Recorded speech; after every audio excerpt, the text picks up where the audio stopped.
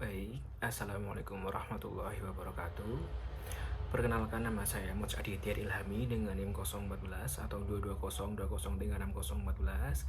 Selamat pagi, siang, ataupun malam bagi Bapak atau teman-teman yang menonton video saya. Di sini saya akan menyampaikan materi kelompok saya, yaitu kelompok 4, mengenai kompensasi. Yang dimana kompensasi merupakan elemen vital dalam manajemen sumber daya manusia atau insani yang berfungsi sebagai bentuk penghargaan organisasi terhadap kontribusi dan kinerja karyawan. Kompensasi tidak hanya sekedar imbalan finansial, tetapi juga mencerminkan nilai, status, dan martabat karyawan dalam lingkungan kerja serta masyarakat. Oleh karena itu, pemberian kompensasi yang tepat dan adil menjadi tantangan penting bagi manajemen organisasi agar dapat memotivasi karyawan meningkatkan kepuasan kerja yang pada akhirnya mencapai tujuan organisasi secara efektif. Kompensasi yang adil dan kompetitif menjadi faktor utama dalam menarik dan mempertahankan talenta yang berkualitas.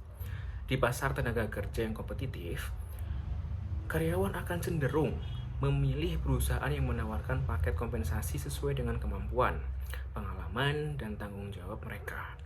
Jika kompensasi tidak memadai, perusahaan beresiko kehilangan karyawan terbaiknya ke pesaing yang memberikan imbalan lebih baik. Selain itu, kompensasi juga berfungsi sebagai alat motivasi. Ketika karyawan merasa dihargai melalui gaji, bonus, insentif, atau benefit lainnya, mereka cenderung lebih memotivasi untuk bekerja secara maksimal. Sebaliknya, ketidakpuasan terhadap kompensasi dapat menurunkan semangat kerja, meningkatkan turnover, bahkan memicu konflik di tempat kerja. Kompensasi juga mencerminkan nilai perusahaan terhadap karyawannya. Perusahaan yang memberikan kompensasi secara transparan dan adil menunjukkan bahwa mereka peduli kesejahteraan karyawan. Hal ini dapat memperkuat engagement dan rasa memiliki sense of belonging karyawan terhadap organisasi. Adapun tujuan dari pemberian kompensasi ini yaitu sebagai atau sebagian orang yang menempatkan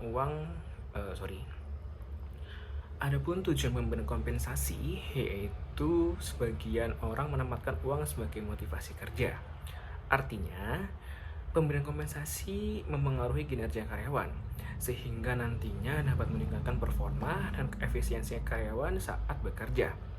Bahkan, beberapa karyawan rela mengambil tugas tambahan demi mendapatkan kompensasi. Selain menghargai hasil dan kontribusi karyawan, baik dari segi waktu dan tenaga, kompensasi juga digunakan untuk menarik talenta terbaik. Pasalnya, banyak kandidat yang mempertimbangkan kompensasi ketika melamar kerja selain gaji pokok. Selain itu, kompensasi juga membantu mengurangi turnover yang terjadi karyawan karena resign atau pindah ke perusahaan lain.